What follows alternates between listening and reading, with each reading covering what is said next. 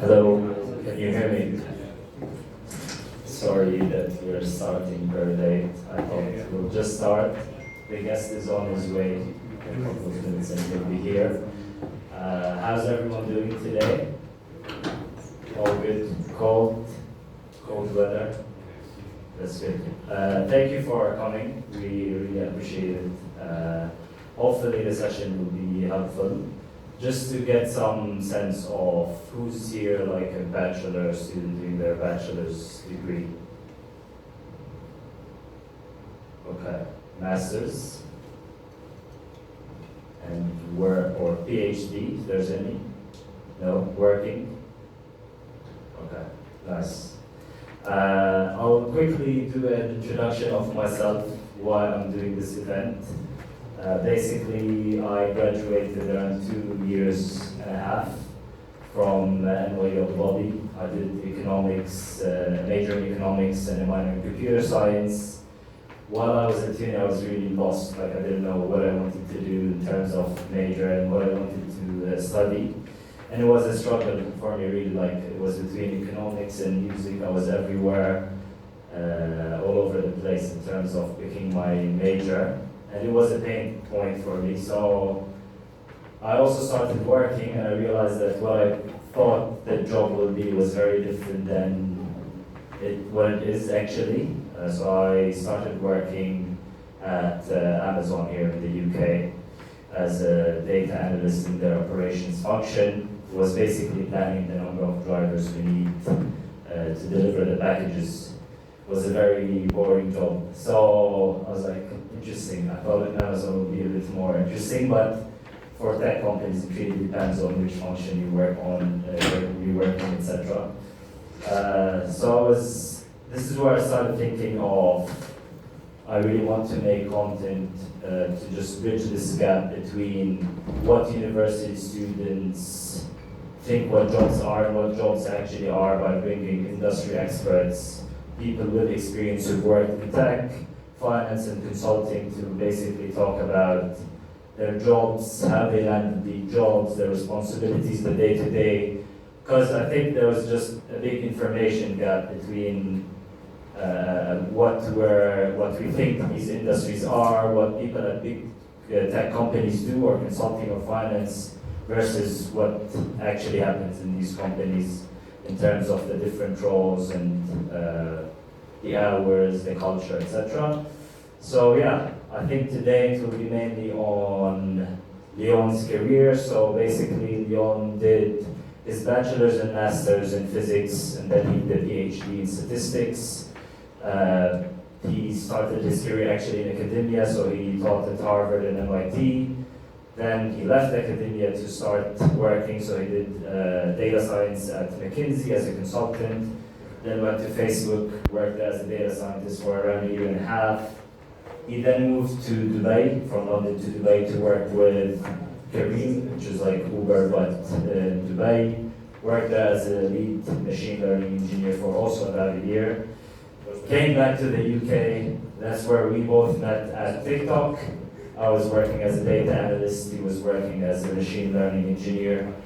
And here's Leon. Guys, I'm so sorry. No worries. So sorry. Like, So unpredictable. No worries. How are you? All good? Yeah. I was introducing you actually, so you came in the right moment. Perfect. So that's where we met. We met at TikTok. After that, Leon also went to Washington to work with the World Bank for 6 months. But then he decided to leave the job, and he's here with us today. So yeah, today we'll just touch on his career decisions, the different fields he worked in, from data science to machine learning, how my field is different from his. So yeah, and then we'll take some questions from the audience members in terms of whatever questions you have about Leon's role, his experience, etc. So we're gonna start with some questions. Leon, are you ready? Guys, I'm so sorry I'm late again. Like, Sadiq Khan just puts roadwork after roadwork, like, just like predictably unpredictable, like, just chaos. So you just end up like running around with us. Yeah. Terrible, sorry. How are you? All good? Yes, catching my breath. No worries. Yeah. No, it's excited for today. Yeah, it's really cool. It's really cool. Like, it's mad because like a long time ago when I was doing my undergrad / PhD / masters, like I used to be sitting there hearing other people talk about their own career, and I personally don't think I've accomplished anything. But then like I know that a lot of people are really interested in this whole AI space. Everyone wants to be in machine learning, in data science, and it's a rapidly evolving field, and there's so many different ways to get into this field, and there's so much money to make from this field as well. And that's the reason why I think a lot of people are here as well. Like, it's nice to work with these cool machine learning stuff as well, but ultimately you want to make this into a career. You want to know how far you can go with this, and you want to know at some point where does it end, and like what can you transition to out of this field as well. True. I feel also we had some questions in the Q&A I was reading that like how can you also be impactful when you enter a career in AI and tech. So this question is going to come your way as well. But let's start briefly with your like career journey. So I did a brief introduction, but can you like walk us through your decision to start your career or start your education actually in physics? You did the bachelor's, and then even you took the decision to do a master's, then you did the shift to statistics. Yeah. Can you tell the audience what's the reason behind these decisions? Like, what was the thinking process? So I started doing maths and physics. I was boring. I loved working on condensed maths and physics because it just sounded really complex, and I didn't really know what it was until I did the exams, and I was like, okay, why not? So I applied for a master's in it. I went to Cambridge. I did my master's at Cavendish. I wanted to go into experimental physics. The first time I went to a lab, I broke everything. I was like doing computational stuff in the beginning. I was doing theory when I was an undergrad, and then suddenly I went somewhere where I forgot to wear like the gloves in the dry lab, and then I ended up contaminating everything. The gloves are important, please. I dropped the gloves. I broke the beakers. Like I would start breaking like very expensive equipment, and then they were like, "Please leave." So they gave me a laptop. They were like, "But that's the most expensive thing I owned from that point on." And then I'd go and do simulations. And I thought at that point, I was like, okay, we're building like these organic solar cells. I started doing that for a while, and then I met a friend who told me about this thing called machine learning. And in 2013, people thought it was some weird fad to build some like, AI girlfriend or something, right? Because that's the sort of people that looked like they did this as well. It was a stuffy room in the middle of this lab in Cambridge, in the engineering department at the top floor. And it was only people that really like, I had no idea why they stuffed it in the middle of nowhere. So I went to my friend and I said, I want to apply for a PhD in this thing, right? And so that's when you're doing your master's. Yeah. But then for physics, like, is there a reason why you said, okay, I want to continue doing the master's and I want to start working, basically? Like, what was the reason? From undergrad. Yeah, to master's, especially in physics, right? Because it's when you take such a decision, it means like you're really committed to academia. So what was like the thinking process behind that? A lot of people, when they do physics, they think to themselves, okay, what do I do now? And people that want to make money afterwards, they go into finance, right? That's kind of typically back then what they did. They go into quantitative trading, they go to J Street. There's a lot of recruiters that will come here and tell you you can make a lot of money going and doing these modeling exercises. At the time, that just sounded like such a waste of life. Like you can make a lot of money doing that, but at the same time, you're young. Like you don't want to go and sit down in some stuffy room with a bunch of, expired old men. Yeah. They're tell you to sit down and build these models in MATLAB so you can make more money while you sit down and you work your 9 to 9. It's just not what I wanted to do right after my undergrad. And so I thought, okay, master's seems cool. That gives me more time. I was just buying time at this point. I thought I could buy time. There's these degrees that you can do in Cambridge that you can do here as well with MPhil. So just master's by research. And what you do is you go and just do 1 year of research. And if you want to do an MPhil for free, you go and do a PhD and quit in the first year. That way you basically, it's genuinely, it's a life hack. Yeah, it's a life hack, it's a cheat. It's basically a glitch to go and do a master's for free. Go and do a PhD. If you get bored after 1 year, say I'm done with this now, they give you an MPhil instead of doing a PhD the whole way, and you didn't pay for it. I have a lot of friends who got free masters like that. Yeah, I told you guys, there's loads of tips coming up, like both ethical and slightly not as ethical. Slightly. I'm going to give you guys from both sides. So yeah, that's the reason why I did a master's. And at the time, it just seemed cool. Like the Cavendish is where they discovered so much stuff. I didn't realize that it wasn't the same Cavendish that J.J. Thompson was working in. This is like they moved it to West Cambridge now. Like they just have a bunch of like, it's really like it looks like what's that really ugly kind of brutalist architecture building on the river? It's not King Beach. No, it's up here. The Barbican. Oh. The whole thing looks like the Barbican now. It's lost all of its ancient sort of like brewery. So that's what the Cavendish is now there. I was invited to PhDs there. I got a PhD offer from the Cavendish as well. But at the time, I was like, am I really going to revolutionize solar cells? No.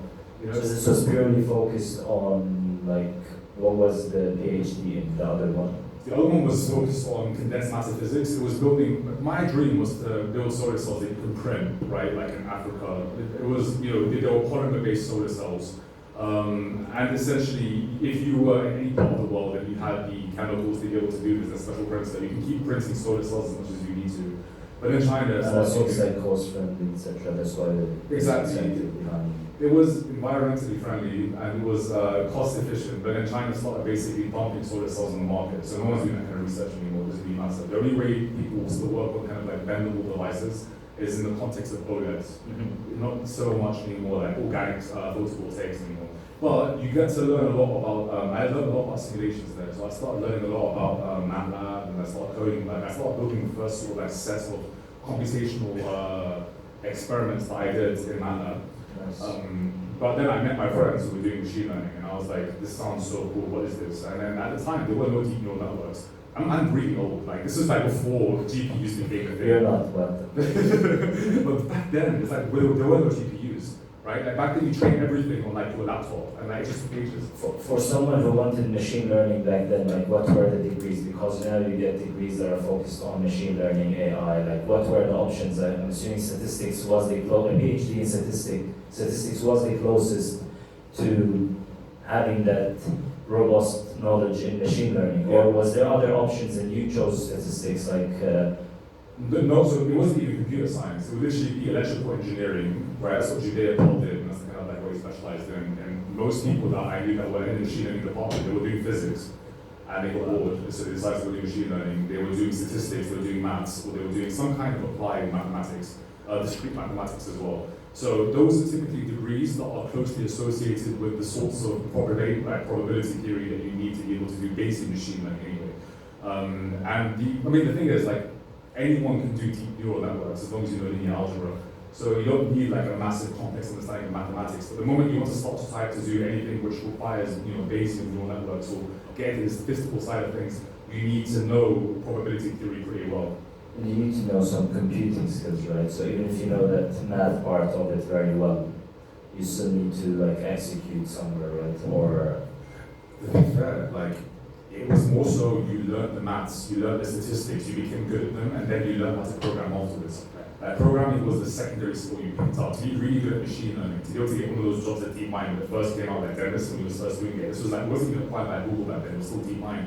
All those guys had backgrounds in statistics. Like even Dennis Hasidus, his background was in computational neuroscience. So it was neuroscience, it was more so focused on the statistics of neuroscience. But I think his background was mathematics as well.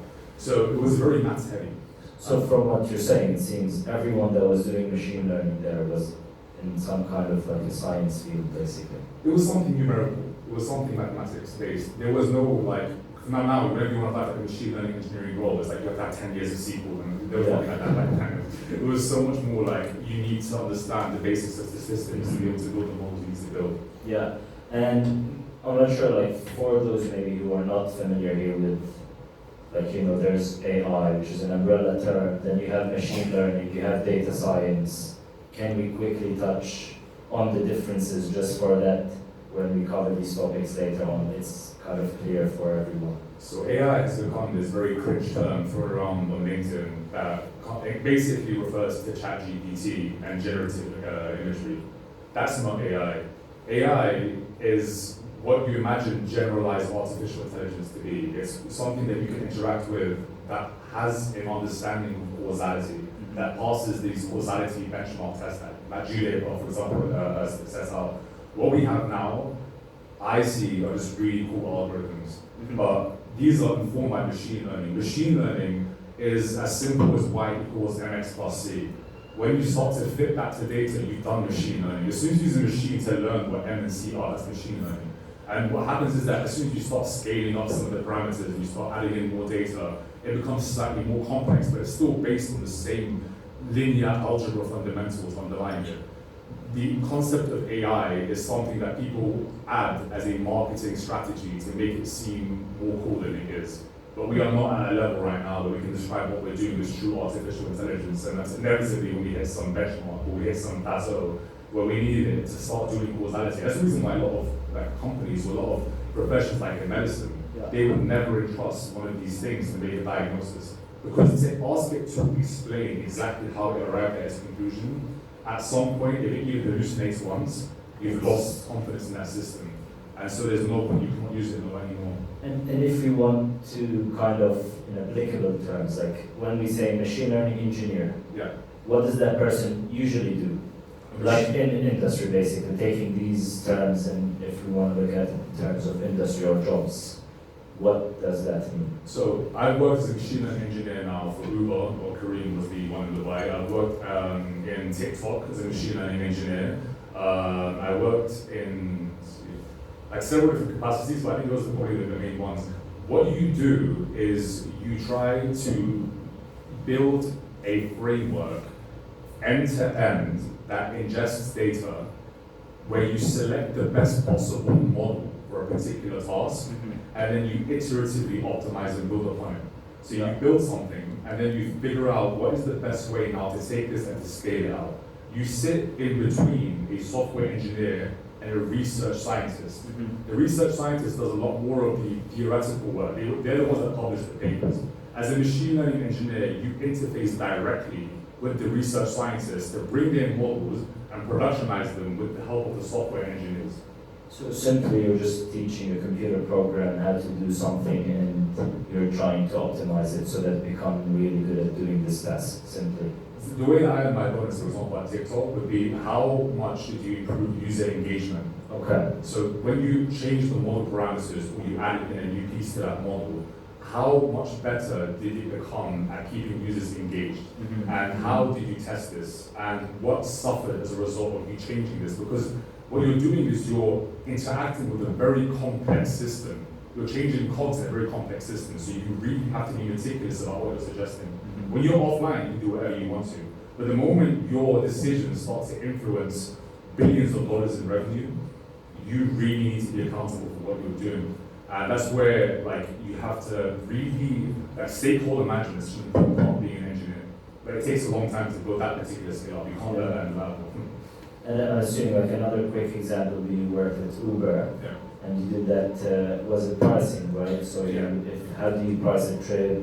So there's the distance, where the location is it a popular location? Then that program will learn how to return a price based on these different data points. So that could be another example. I think in terms of these roles, because you also worked in consulting as a data scientist, how do you compare your learning in a consulting environment versus a big tech company? If you guys decide to go to McKinsey, like I did, right, you sell out completely, and you're on your business class flight going to HSBC, right, and you're 22 years old and you're flying out, and now suddenly you are the AI expert. You're not going to go there and build deep neural networks and transformers. You're going to go there and you're going to build logistic regression after logistic regression until your eyes bleed and you hate the life, you hate the word machine learning. And you're going to sit down and communicate with the 75-year-old CXO, exactly what If anyone was considering consulting, now they're completely, what do I need to do? If you want to get to It's not that bad, by the way. No, you it's should. it's because you said it's one of the best ways to also break into industry, right? It's like a mini MBA. It is. So it does have its advantages. It's so really nice. You should definitely get it. If you want to go to consulting, again, I want to say, I'm going to be really elitist and say, go for the big four. If you're physics students, you're science students, there's no point going into consulting and selling out the big tech dreams that you have, unless you're going to Bain, McKinsey, or the other one. BCG, one of those ones. And the reason why is because it's a 2-year MBA. People don't stay longer than 2 years. And the moment you have that stamp on your CV, you can get hired as a program manager anywhere. Or you can get hired at an IC level pretty much anywhere as well. McKinsey and Bain and BCG, these are kind of global brands. You put this as a brand, it's like wearing a Louis Vuitton scarf. It might not necessarily keep your neck cool, right? You're just doing it because it looks cool, but it looks cool to recruiters, and that's just the reality of it. You want to put it on your LinkedIn so that recruiters reach out to you, because it's becoming so competitive out there that to really make your CV stand out, when you have something like that, it certifies that you've worked in project management and that you've served clients around the world as well. And so you're not just going in as somebody that can write code, you're going in as somebody that can manage a project end to end from the beginning, when you have no data, to delivery to the final stakeholder as well.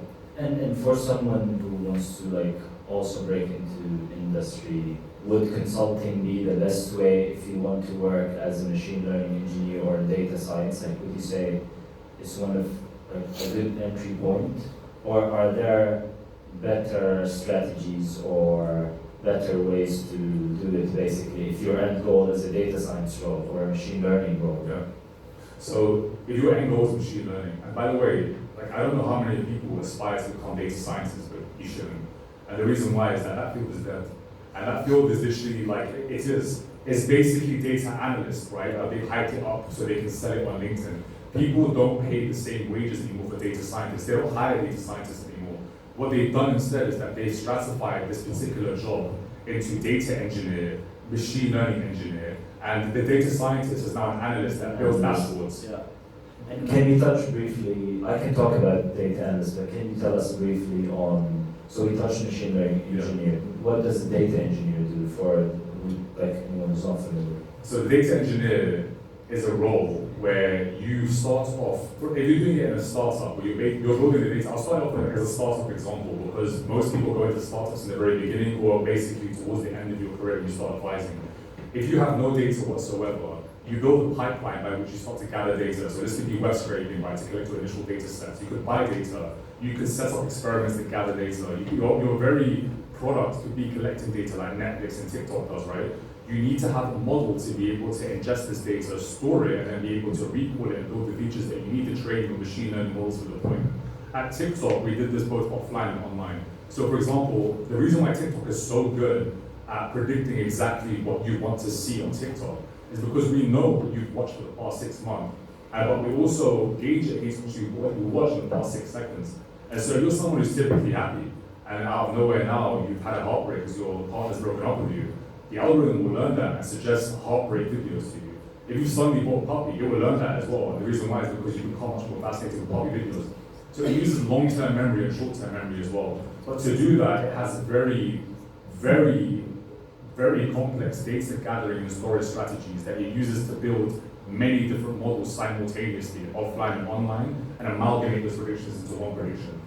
So that the data engineer is the person that prepares these tables and the data pipeline. Yeah. As a data analyst, I can speak what I do. So I take this data basically, and we are the first point of contact between these tables and the data sets and the stakeholders. So someone might come with a problem or a question and they tell me, I need to estimate the revenue of this new strategy we're introducing where we want to remove expired products on Amazon or TikTok Shop, etc. And then I need to see what are the data points and kind of just come up with a small framework or strategy and estimate that revenue that we will lose, for example, by taking these products. What would a machine learning engineer do, I guess, when it comes to that hierarchy? So at TikTok, everything is done by what's called representation learning. And so what we do is we build embeddings based on all of the data that is provided to us. If we have what's called a cold start user, so you just joined, we don't know anything about you except your device, maybe how old you are, because you have to register that as well, right? We know your location. And we might have some metadata around your friends or something. You've chosen to connect to your contacts. From that, we have to provide a pool of videos that we can recommend to you that will keep you engaged as we start to learn the short-term memory version of what to recommend next. The data engineer takes that data and then provides that data to the machine learning engineer to be able to then make recommendations. But the way that we do that is we build what's called an embedding.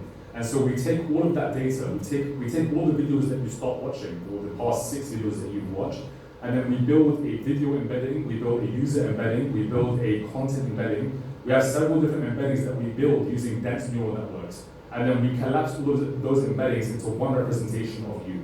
So we make your entire existence into a two-dimensional vector, or one-dimensional, depends on the actual network. And that is what we then use to be able to make predictions in various different kinds of models. So what I would do is I would request from the data engineers this particular embedding. I would take that embedding and then I would feed it into a neural network to be able to make a prediction about how long you might watch the video for. Or sometimes we have one neural network with multiple attention heads, so we predict several things at the same time. And because we do that, because the embedding that we trained is sufficiently informative, and because all of the things that we're basically trying to predict are all correlated with each other, that the underlying statistical structure explains the variance in all of those different KPIs that we're predicting. And because of that, we're able to then make a prediction based on these different things. So as a machine learning engineer, I take these features, I optimize them, and I make a prediction based on them using the appropriate network. Makes sense. I think we have a few computer science students here. If someone wants to land a job in machine learning, like what would be the steps to take to be able to land a job? And my other question would be, do you need a master's degree for a machine learning job? Or is there a path to directly go from bachelor's to a machine learning job? If you have so what will happen when you apply for a job is that your CV will get dumped into a pile of CVs that will then get passed by some HR software that will look at specific key terms that are in the job description. You want to make sure that whatever is in that job description is also in your CV. To do that, you're not going to be able to just put down, I took a course on machine learning, it was cool, right? And this is how much I got.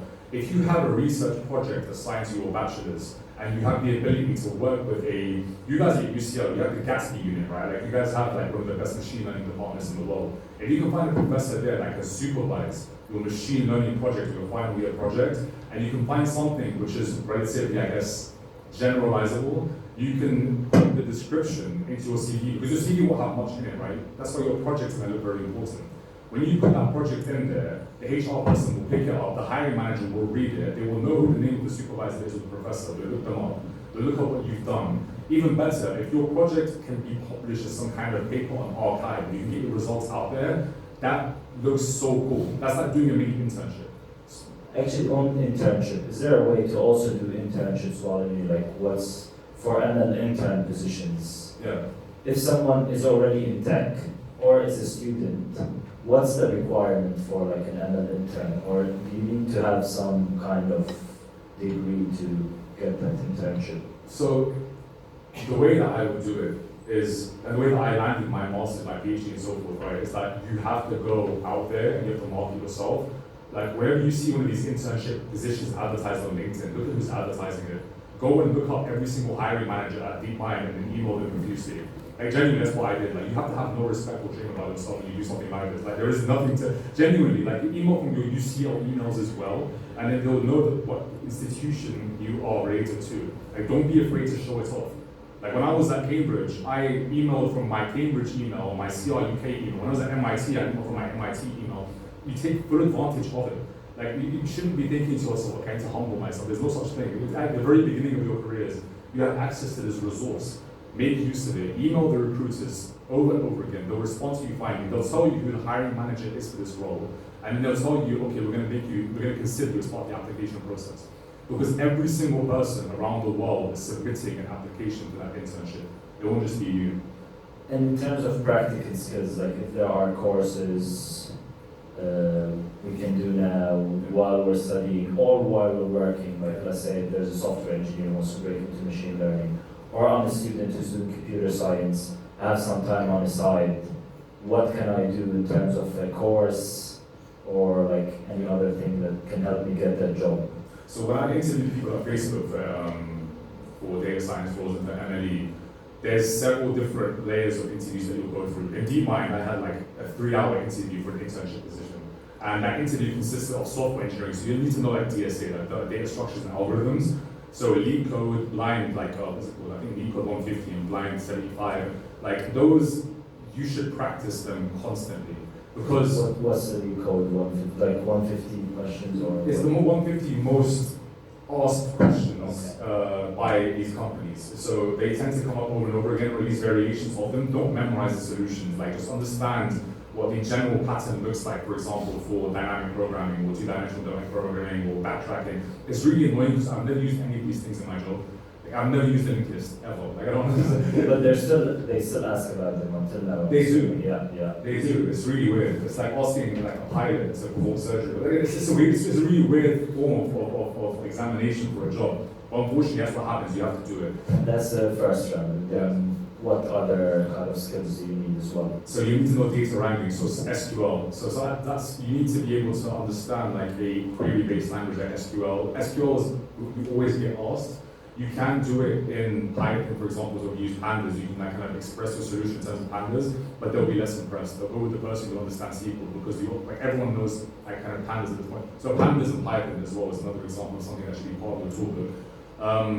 They will never ask you to use sklearn in an interview. They'll never ask you to use some kind of machine learning IDE. It will always be a case of they'll then go on to ask you fundamentals about machine learning. So for example, how do you do model selection for a linear, if you're building a linear classifier, or you're building a binary classifier, or you're building a multi-label classifier, what are you going to choose in terms of your loss function?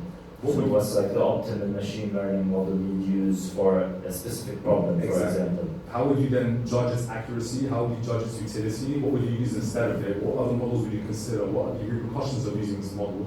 Those are all questions we ask. And how to prepare for like these questions? Again, like, because we said like there's a lead code for the data structures and algorithms questions. For these, is there any resource you'd recommend or? There's free online courses. So there's one that you should be doing, like whether you like it or not, which is like Rocking the Machine Learning Interview. It's on educator.io. I think you pay like $10 or something, right? You get access to the course. That course is what every single person uses up until they're senior or principal to be able to land. Breaking into machine learning. It's called Grokking the Machine Learning Systems Design. Okay, that's a book or like a... So it's educated. So it was a book that someone then like put on educated. They sold others there. Okay. But it covers everything. It covers like the entire process from how you translate the business problem to a machine learning problem up into online experimentation, A/B testing. So A/B testing is another thing that you really have to be familiar with, like causality, causal uplift. Like what are the issues that arise when you do like A/B testing? How could you be certain? What statistical test do you use? They'll even ask you to define the confidence interval in terms of like, the standard error. Sometimes they'll ask you to derive it as well. So there's a big statistics aspect as well. That's why another course I recommend is Stats 101 by MIT. So they have like a really good introduction to stats, just in case you haven't done it. It's a good refresher as well. It doesn't go into too many details. It gives you all of the basic details that you need to be able to kind of like land the points that they technically go through, joint distributions, marginal distributions, central limit theorem. These things, unfortunately, do get asked again. I've never used them in my life, my job. I've never had to sit down and write out the central limit theorem, right, where I'm from like some manager or a stakeholder. But you need to know these things to get through the interview process and land the job. And is that it? So we said you cover the basics, which are data structures and algorithms, and then you have a business problem and you need to say, this is the model I'm using, this is why I'm using it, this is how I optimize the model. If you learn these skills, even with a bachelor's degree, in the current market, do you think there are opportunities for students to break into machine learning? Yeah. Or are there any extra steps that need to be taken? Or a bachelor's is sufficient if you have these technical skills? Or is it that if a recruiter sees, oh, they actually have a master's degree, would it kind of... You're not going to command as much of a salary as a bachelor student as you would as a master's, right? But as a bachelor student, you can expect to go as a junior machine learning engineer, or you can go as a junior software engineer specializing in machine learning. If you want to go in at mid-level, like we call them IC levels. So if you want to go in at like IC2, IC3, like having a master's is what's recommended. Otherwise, you need several years working as a software engineer, so machine learning engineer in the field to be able to rate like IC4, IC5. Okay. But as a bachelor's, you should definitely be able to land a startup role as an intern. Mm-hmm. You should more or less be likely to land a mid-level role as an MLE or a DS in FANG, what Mango is called. So one of those, you should definitely be able to land a role in there, as long as you've done some kind of project with your supervisor, you can demonstrate, like that's a mini internship. And as long as you can also demonstrate that in your interview sessions, that you understand how to translate a business problem into a machine learning problem and what the steps involved are, and you can basically pass these, the lead code and so forth. Yeah, I guess one thing I'll add to that is, if you don't manage to get a machine learning job, there's always an opportunity to get the data scientist job, which you talked about, and on the side, you'll have some extra time on weekends and weekdays, depends on where you work, to gain these extra skills you mentioned. If you didn't have time in your bachelor's, or for some reason you're deciding to make a shift to gain these skills and slowly apply to the jobs. But it's easier if you set your foot in the industry and say, I have this experience, I've already worked somewhere, and then you gain these extra skills while you work to make the case for shifting from data science to machine learning, I guess. Yeah, and just apply via the website. Like you won't get But the problem is that everyone just applies via the website over True. and over again. You're not going to get the job. Like, it just doesn't work. You have to go on LinkedIn. You have to find out who the person is that's hiring for the role, and you have to go and contact them directly in mail, pay that $25 whatever it is for LinkedIn Premium over the summer, and get that done. And just start glazing machine learning all over LinkedIn as well. Say, wow, this is so cool, and reshare everyone's stuff. And like, well, if you've done a bachelor's project, write a post about it. Overdo it, right? Keep doing it. That's what every single person does. They exaggerate about a linear model they might have built, right? Where it's like, wow, look how cool this is. Everyone's using it, no one cares.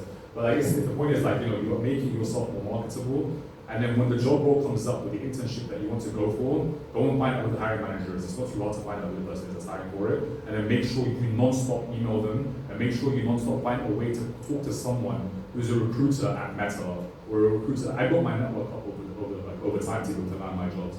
Like, otherwise, nobody, I kept on getting, unfortunately, emails every single time I apply for something, almost automatically. And then I realized that everyone's getting these jobs either as an internal transfer, or they're getting the job by contacting the HR people directly and asking them. Or someone in there that already works in the company, and you reach out to them as well. You say, what are you doing? What do you do? What skills? What do I need for the interview? This way you'll also be much more prepared than a candidate just going into the interview process without knowing what this company asks about. And definitely I agree on like your brand as a professional or as a student applying makes a big difference. And this is something I thought where if I put in the hard work and I really become technically capable and I have an advantage technically versus anyone applying, recruiters will know that, but they will not know it. You need to show that, whether, as you said, on your LinkedIn.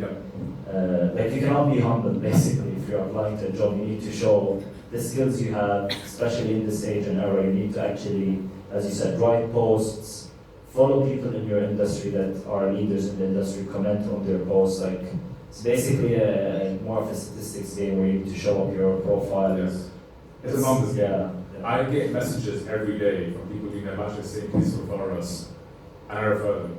Sometimes you'll get assholes that won't reply back to you. Sometimes you'll get people that say they referred you but they didn't. Just add everyone from Meta if you like Meta. If you find an internship or that Meta that you like, add 50 people from Meta because any one of them can refer you. We have unlimited referrals. Yeah. We can refer an unlimited number of times. It doesn't cost me anything to refer somebody, so I did. But sometimes I just wouldn't reply because we get some random email. Like one time, someone literally said like, hello, first name. It was a MySQL script that they wrote. It was Ruby. Like, hello, first name. I love your profile. It's so amazing that you worked that job. And I was like, what? I was like, go fix your script and come back. But genuinely, don't be. You have to be a bit more targeted when it comes to reaching out. I use ChatGPT. What's the problem? And I think also one tip on reaching out to people, try to reach out to someone who can relate to you. So maybe it's an alumni, or maybe someone from your country, or maybe they are interested in the same sport, I don't know, but try to see what they do, and if there's something that is common in between, you can start a chat by mentioning this common point, or like, and then you can take it further where you say, I just want to chat with you, can I have a call with you just to know what you do, etc. Exactly. I guess in terms of like the questions I had for you, I think that's mostly it. Sorry we started late, so no worries at all. I saw actually one question in the Q&A was, how can you have more of a meaningful career or have a career of impact when it comes to working in big tech, right? Because some of these machine learning jobs, you tend to be very focused on this, it becomes really optimizing this problem. Like when it comes to working at Uber, how can I make sure that this matching algorithm works correctly, and it works in terms of business objectives, but also feasibility. But if you want to have more meaning and impact, and at the same time work in an intriguing industry or be a machine learning engineer, how do you balance both? Because you tried to do that recently with your shift or like to Washington, trying to work with the world bank, which didn't go as expected for you.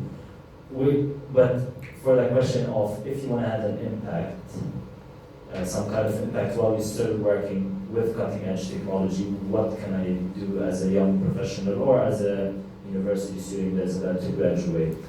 As a startup engineer, you will take more risks. It's more fun. You have responsibility or more ownership over the impact that you're landing. you'll see your contributions materialize like pretty quickly. There's not as many checks and balances, which means that you can make a lot more mistakes, but at the same time, there's a lot more opportunity to learn from your own mistakes. If you're able to get into big tech, I really recommend it. And the reason why, you won't be landing impact that often, right? But when you're early on in your career, you want to be learning as much as you possibly can from the plethora of talent that you have around you. At Meta, I could just contact anyone I wanted at any time, and I could say, why is this not working? Please check my code. And it was pretty much a case of like, there'll be several people on hand to help me. And there were so many opportunities to be able to learn different skill sets, different APIs, and stuff that was proprietary, like, what's that thing, Profit in Facebook, and they had, so that's like a time series analysis package that they ended up developing. At a startup, you're on your own a lot of the time, right? You're gonna have that one person who will be like your line manager, and if you don't like them, you're screwed. Like, you have to sit down, you have to learn to work with that person. Whereas in a much more bigger company, there's a lot more kind of like choice. You're able to choose the projects you want to choose. And so that's why I recommend going into something which is mid to large size when you're early on in your career. When you're like 2 or 3 years in, when you're like IC3 or IC4, when you think, okay, I think I have a handle on how to build these things out. I know enough people in the industry now that if my manager's shit, I can just contact my friend who works at this other company and ask them how they do it. Yeah. That's when you can move over to a startup, take a bet, collect some of that equity, and then if they go big, you become a millionaire, right? But in the very beginning, it could be something which kind of, if you go to a bad startup, it's going to push you away from machine learning. Mm-hmm. Whereas if you go to, it's like going to university. When you go to a good place with a good supervisor, with good teachers, you're much more likely to learn a lot more.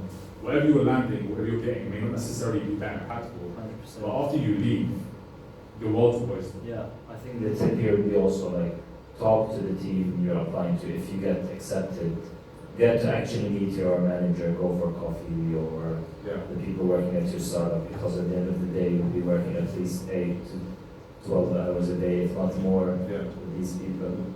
We can open it up a bit for questions as well. If you have any questions in terms of Noon's experience, my experience, or anything we discussed today, please. Hi, my name is Aisha. I'm a commerce grad from university. I'm a business software engineer now in finance. Simple question first, and then I'll look for like a more general one. You mentioned like a few friends that like a PhD quit like took masters. Because I'm applying for masters now, and also like just moved to UK, so I'm not that familiar with the nature. Is that a hack, or is it like actual thing that happens? It happens. A lot of my friends, they did their PhD and then they rage quit after the first year. They're like, I don't want to do this anymore. And then they end up saying, I hate this. Right? A PhD is not for everyone, right? Like the first year at Cambridge, you get to go to any lecture you want. Like you can literally go to any lecture, you get access to any department. You can do your PhD in like computer science, you can go to like some art history lecture about Monet. So it's like, it's really open where you can go and learn. And there's no exams that you sit either as a PhD student, right? So the only thing you have to do is your final year presentation or your final year thesis. You finish that, you're like, I'm done now, and they give you an MPhil for it. It's a very controversial thing to do because you end up wasting your funding with your supervisor. But if you do well, like if you kind of like work on disproving one of the theories that he's working on, you still help it. Not every single person is going to enjoy their PhD in their first year, but it's a way to go and check out a particular area, see if you like it, and if you don't like it, you still get compensation for it. You still get something out. And it's a recognizable qualification, like an MPhil was great. It's a master's by research, so you get to use that on your degree in your CV. But they're competitive because you have to land a scholarship with the PhD you're going for. So the studentship has to exist that you're applying for. So, and plus they're applying for around the world. So you might not necessarily be as easy. Apply for all the masters at the same time as you're applying for PhDs. But you don't, that's the thing as well, you don't need a master's to apply for a PhD.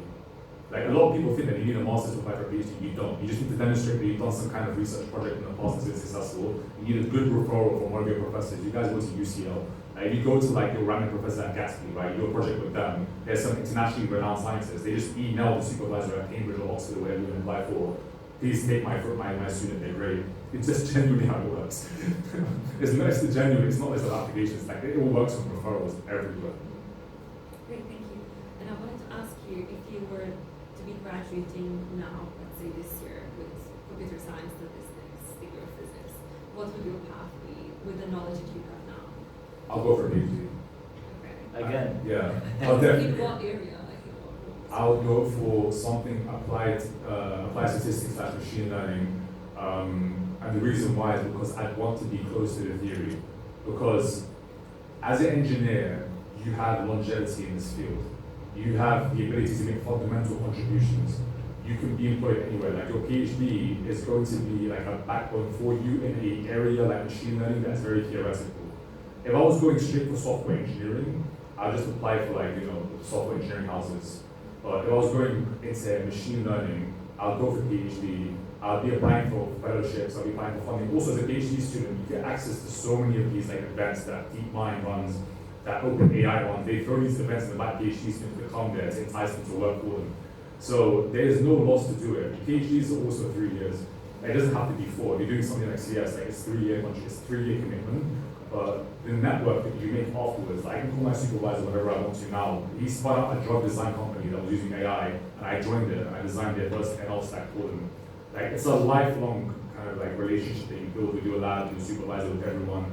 Like, it's really miserable sometimes because you're going to be earning like less than someone who like, whatever. It's really, yeah, dude. Not Like, to underestimate other roles, of course, but in terms of effort put in and also Yeah. the amount of knowledge you need to gain to land the job. exactly. And plus, you have to teach and to do a lot as well. But like, it's a hard 3 years, but it's very rewarding. And when you finish, you can go anywhere. You can go into consulting, you can go to anything else. But if I wanted to go to machine learning, that's why I do a PhD. So I'm a master's student in computational engineering, and basically I saw from your profile that you worked at Taylor Bio, which is a drug design company. Yeah.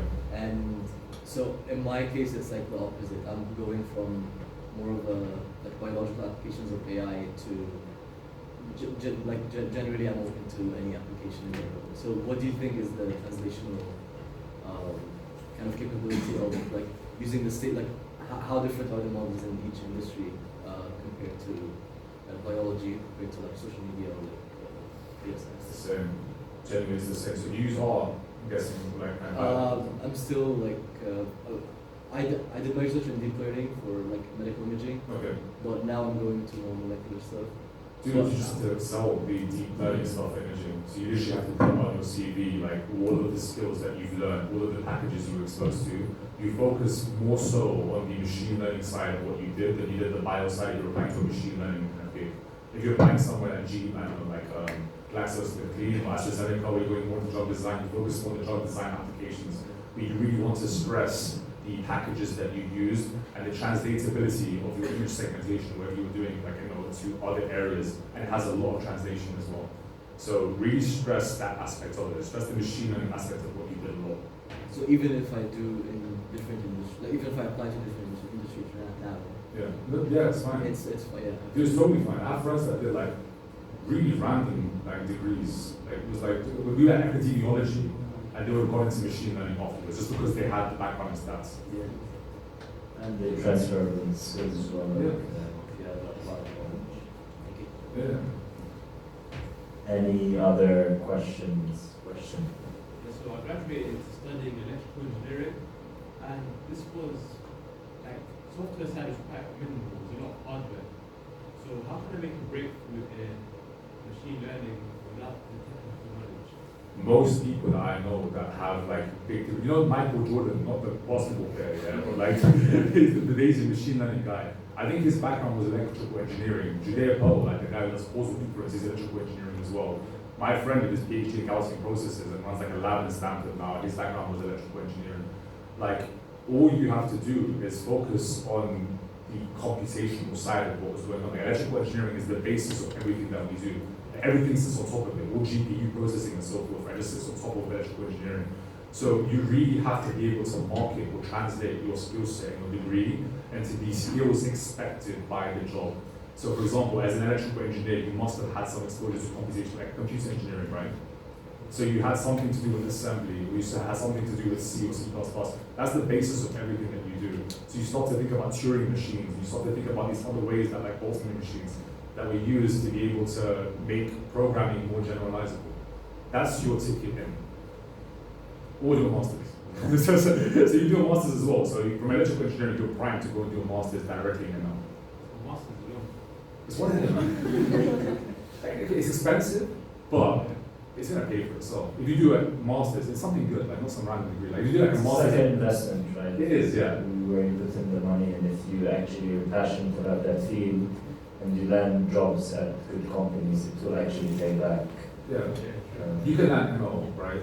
Masters, and you can apply for San Francisco. I've got my friend out there at Uber right now, the software engineer, earning I won't tell me exactly where it is, right? But like, I guess based on like where he's living, he's got a jacuzzi in his house. He's earning like $450,000 a year, right? And he's like, he was earning $250,000 to $300,000 right off the. It's not just about the money, but if you think to yourself, I can't pay for this back, you definitely can. There's always ways to do it. Just gonna build on this question a bit. In my field, for data analytics, they tell you do a lot of projects and post it on GitHub. Is there something similar, like where you can do a project, build the model, and the more you do it, does it help with the interviews, and two, if recruiters, like, do they even look at GitHub for machine learning, or is it just more for software and data roles, like data analyst roles, and not machine learning? If you've contributed to a project in some way, it will look good. So if you're able to join a GitHub project, like some, I don't know, even like TensorFlow, anything small even, right, and contribute to that, it's cool.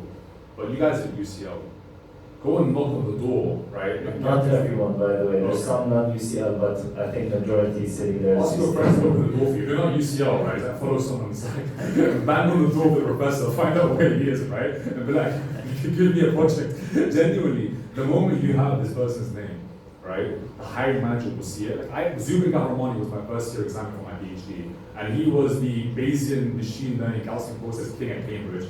And I non-stop talk about him like he's my dad. Right? Even though I met him like 2 times. And the way I met him was by calling up his office one day randomly, right? His name sounded Iranian, and I said, Chitori Zubin, how are you? He's like, what's this? And I was like, now that I have your attention, can I at least have an interview? Genuinely. And like, it happened from there. I started to learn more about basic machine learning and so forth from that procedure. So don't be afraid to go above and beyond. Don't be put down if it doesn't work out the first time. Like, you're in London, you're like in an area where tons of research is happening. You have the potential, the ability to call up someone, or to email them, and join a GitHub project if you want to. Make that your sighting while you're kind of like working on trying to get access to a project that you can do with supervising. Even as an intern, working in the summer lab or something, you can do that. When you have that, it counts as a mini internship on your CV. But in your case, you can convert electrical engineering into a master's in machine learning very easily. Any other questions? So my question would be on TikTok. How secretive is the code algorithm? I believe that the He's the worst. I still work there. He's like, yeah, Leon, how secret? Remember that NDA you signed? I can make the role, you can answer the question, I'll come back. Like drones just appear out the window, smashing it. If you understand it in the first place, like, you know, it's remarkable. Like, I remember the documentation was like half in Mandarin, half in English. Genuinely, because like they. Because I thought that you would have to live or be Chinese to work on the code algorithm. Because it's actually like it's the real value that it provides. So I was shocked when I knew that there were like Western people living in the Western world that are working on the TikTok algorithm. So you don't understand the documentation at all, man. I remember I opened it the first day I went there, and I was like, no way. Like, I was reading through it, and I was like, how do you We're working on that one. It's becoming better. And I had to do an exam on the entire stack. So as part of joining as a TikTok MLE, like, you don't pass probation until you can do a full presentation on how it works, right? So you have understood how it works after a month. And man, I had no life for 1 month. I think I learned Mandarin at some point as well, but I thought I learned Mandarin. My brain hurt. Like, you're saying they're translating between Mandarin documents. You can't use ChatGPT, you can't copy and paste either. Like, so you have to sit there and use their in-house translation tool, right? And what's called Lark, which is their system that they have. That by itself, I quit after 2 months. You know, I love the job. I was like, I can't, bro. At some point, yeah, like. but it's out there, so there are people that really understand the TikTok algorithm and I can hire them, and like a company can hire them, and you can't rebuild it. It's very difficult. It's massive. To train a TikTok algorithm, you can go and you can copy the entire source code, right, without any of the parameters trained. But you'll have nearly enough data to get all those parameters trained. There's no way. These guys had ByteDance, like they had their version Douyin, right, like running in China for like years before Musical.ly started launching over here, and then it became TikTok. They've been training their models for ages. That's why it can't just be replicated. Otherwise, every other company with billions of dollars could do this, but they can't. They can never get access to the same level of training data. So even if it's very, very difficult to, like, even if you can get the source code and you can bring it over, you can never train it the way that you do. So the real value from the data, Yeah. I think I can make. That's it. The value is always in data. Code you can always copy it. No one cares. It's always going to be the data that you've been able to train your thing on. Thank you. I've got two quick questions. Yeah.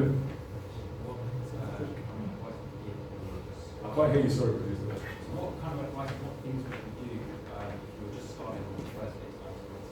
And secondly, how do you know when it's time to leave at your prior business? Did you hear the question Yeah. as well? So what would be your advice as soon as you start your data science job? And then my advice the first day you start your data science job is quit and join an ML job instead. No, it depends. Honestly, it depends. If the data science job is basically an undercover machine learning engineer job, which is what a lot of these people want, then that's fine. Because you can always write down on your CV, DS/MLE, right? The responsibilities were MLE, the hiring manager didn't understand how to frame this job role correctly, and then you can proceed. But if it's something where they expect you to sit down and build dashboards so your manager can go and show off how amazing the dashboards are, that's a waste of your time and resources. You studied CS or whatever it was for a long time. You want to do machine learning. If you want to go and build dashboards, you can go and build dashboards. But I got lied to a lot when I was like kind of becoming a data scientist. I'll go and have interviews around what is the best optimizer you would use while training a neural network. And then I spent the entire job doing Tableau. And I was like, cool, when do we do the neural networks? It was like sharp as a pound. So I was like sitting down so disappointed. So really read the job spec. If the job isn't in line with what you're doing, also look at the other people that have the same title of the job at the same company as you do and message them on LinkedIn. But like, what is it doing your 100%. Yeah, dude. Like, what do Know you do? what they're doing before you not apply, but before you accept the job. Exactly. Exactly. So you don't get disappointed. You don't want to go there and quit after like 2 months or something, right? Or try to like hash it out and convince yourself this is cool. And after 6 or 7 months, now all you've done is dashboarding for the past like year, and then you might have to give up your dreams of like becoming the next open AI engineer or something, right? So really understand what it is, because at your stage you want to be fully in learning mode. You want to learn from the people that build this stuff. You don't want to sit down and boost the value of some crap project someone's trying to solve, like over the dashboard that no one will ever use after that one meeting with the stakeholder CXO. I've been there before. I've lived the pain, so you don't have to. I'm advising you with all my heart. Data science, make sure that if they're advising MLE, they interview you in MLE, that the people that have that same title at that company are doing MLE, or don't take that job. You had a second question or? Yeah. So, Yeah, second part was how did you know when it was time to leave? Like, So, any company. well, just generally like where you were before, how did you know it was time to leave? There's 2 points that you should learn to do. Like, if you're not learning anymore, or you're not making enough money, those are the two sort of like things. There's no company where I sit down thinking, oh, these are my family, I want to stay. And I have a friend who was at Google, who was there for 15 years, and then one day he just closed his account and he couldn't log in anymore. And all of his family suddenly disappeared. Right? No one cared about it anymore. So it shouldn't be a case of staying somewhere for loyalty, because they're not going to be loyal back to you. You are there to gain. You're there to gain a salary, or you're there to gain knowledge or gain information. And so that's what you should be doing. If you're sitting down thinking to yourself, I hate my job, I don't want to go in today, that's when you should quit. Right? So really sit down and think to yourself, what can I learn? Who are the people that I can learn from? If there's nobody there that you can learn from, if your projects don't add value, and if you're not getting paid enough to be there, dude, there's no harm and there's no shame in saying, I'm done with this, leave. And then say, like, go to another. There's tons of roles out there. There's tons of machine learning opportunities out there. There's tons of people that you can learn from. And if you can't, there's none like that. Go and do a master's until the opportunity is. Question. So, would you say that being like a data engineer is like a good enough prerequisite to be like a machine learning engineer, or also some question if it is, then how long should I really spend as a data engineer in your career? There are 2 different roles. So the machine learning engineer will need to understand the systems that the data engineer uses to be able to organize the data. The data engineer is an invaluable part of the company. Anyone who's an engineer, right, is an invaluable part of the company, because when something breaks, you need an engineer to come and fix it. As a data scientist, right, if your Tableau thing breaks, no one cares, because they can just always go and try and fix it in Tableau. But as an engineer, for example, data engineer responsibility might be to organize the data in a way and organize the data dictionaries in a way that's such that if you have a dynamic table, you have dynamic data coming in, then you ensure that they can update properly. You may be on AWS interfacing with your AWS stakeholders about how to best organize the data that's coming in. The engineering part really comes from you have data coming from multiple different sources, multiple different formats.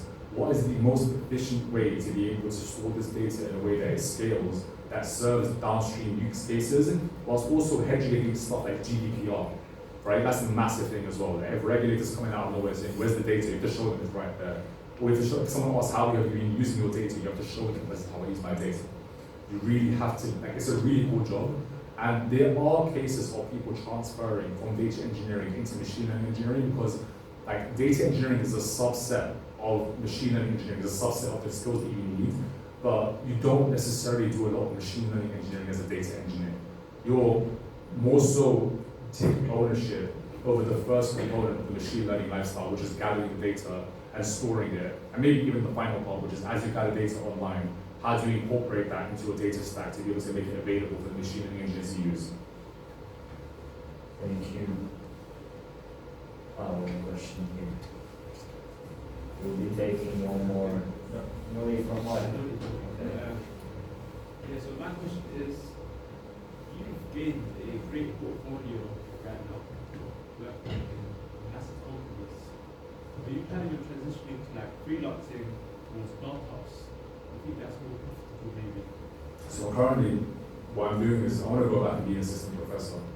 And so I've done it the other way around. I was doing, when I was at MIT, like I was doing postdoc life there, and I was earning like $2,000 a month, and I was living in a house of brats. And like, I was sitting down talking about coupons from a magazine, right? It was like, I spent all my time studying for this. I told my mom, and she was like, come on, this is ridiculous, like, forget this professor lifestyle, whatever. And so I went, I started working a lot, I gathered all these things on my CV, I contract now, and so I can do my academic stuff whilst also contracting on the side. And so financially, I've got my family, I tried to get set up financially, but I can also pursue those academic dreams that I once had. So I did it the other way around. Right? So I did my postdoc, I made sure that I had the avenue to go back into academia set up, and I made sure that I had the portfolio, and the portfolio keep kind of gathering. So like interviewing at Apple, for example, interviewing back at Meta, Google, I keep those names on my CV fresh, whilst also making sure that if when the opportunity comes to kind of go up a level, apply for my own grants at Wellcome, for example, or something to become a professor. I'm going into cancer epidemiology as well, just like a really random kind of like offshoot, has nothing to do with dynamic pricing or anything else. I make sure that like I have those two things set up. So it's basically like, it's like the complete extreme opposite of passive income. It's like doing both things simultaneously, but I know that the more I do these things, the stronger my CV looks, it emboldens me. So I am contracting now. That's one thing that you can definitely gather from ensuring that you have good names from your CV to make yourself more marketable. One last question. Yeah. I wanted to ask, what do you think is the separator in terms of technical knowledge for a machine learning engineer and a really good machine learning engineer? You can say you know how to write code, you can say you know how to do optimization like properly. What do you think? What is that separator? It's the soft skills. It's really random to say that, it's the soft skills. It's your ability to manage your stakeholders as well. Because if you sit down and write code in your basement by yourself, you're never going to be able to have full ownership over your project. You're always going to require 5 or 6 people in the group to help you manage your way through. But if you're able to have conversations where you can translate what you're doing over into a variety of different languages, so the data engineer, you explain to them why you need your data in a particular way, and you speak their language about AWS and talking about Kafka and other things as well, you're going to be in a different level because now you can start taking ownership over that piece. If you know how to translate your stakeholders, the ones that have asked you this particular project, you translate the business requirement, right? If they ask you, we need more people to click, we need more click-through in our ads. You translate that over and say, okay, I need to be able to rank my ads better. I need to be able to ensure that the right people see the right ads. You translate that by yourself. You had the conversation with the stakeholder, now you own that piece as well. The more pieces you own, the more likely you are to, number one, survive, because you're responsible for a lot more stuff. But at the same time, the more you can start to adapt, you can start to take ownership of your own projects. And so you can then begin to offload some of those key responsibilities onto junior members. That's when you start to coach people. That's when you start to be able to lead a team. So when you get to a level where you start to be basically like a good a good machine learning engineer, you really need to start investing in like learning the jargon that these management people speak. You need to start investing in like a good background for your Zoom. You need to start learning how to use those weird like organizational tools for your, all of that stuff. As much as you hate your Scrum manager, buy them a muffin or something, right? Like, because they control what your manager hears at the end of the day about your performance. It's those skills that will really take your game to the next level. This also applies to the majority of technical roles, like I can speak for my role as well. There will always be business, there's some aspect of the job where it's business facing, and the more in touch you are with that while you being technically strong, the more advantage you have compared to the rest of the pool of technical people in your team or in the company. So you always need to influence a decision, because at the end of the day, the data I'm using or he's using are influencing a certain decision at a business level. And if you know how that connection is happening, the stronger you are as well, which is, Thank you. Anyone wants referrals? Genuinely, that's something I promised as well. Anyone wants referrals for better? I know most of these hiring managers stuff. Just shoot me your CV, shoot me the role you want to apply for. I'll get your CV in front of them. That's very kind of you. But be ready. Have your CV ready, because you only get one shot. Meta, you can apply like once every 3 months or something. So make sure you chat GPT everything out in the CV. Make sure the job description, every word is in your CV. Make sure everything is ready. Don't just apply. My sister, I referred her for a role at DeepMind, right? I met the CEO of DeepMind one day randomly in a plane. And I said, oh, my sister will be really good for this role. My sister sends over the most atrocious CV I've seen in my entire life. The recruiter calls her up there and she's like, I don't think we can take your application forward, but I promise the COO that would call you. So you can try and modify and change your CV, but sometimes literally no one can save you. You really need to, 99% of the effort comes from you and what you're doing, and sometimes you need that 2x marking or step, right, which comes from these random sources to take you the rest of the way. But you really have to make sure that your game is on point. Thank you. And it was a great conversation. Thank you for coming. Thank you for everyone for coming as well. Sorry that we started late. I really appreciate your support for what I'm trying to do as well as part of the podcast. So I really appreciate if you scan the QR code and follow CareersTalks on YouTube, Instagram, LinkedIn. There's also my own personal LinkedIn here. And of course, follow Leon's LinkedIn for insights in his industry if you're interested in machine learning and data science. And thank you very much for coming.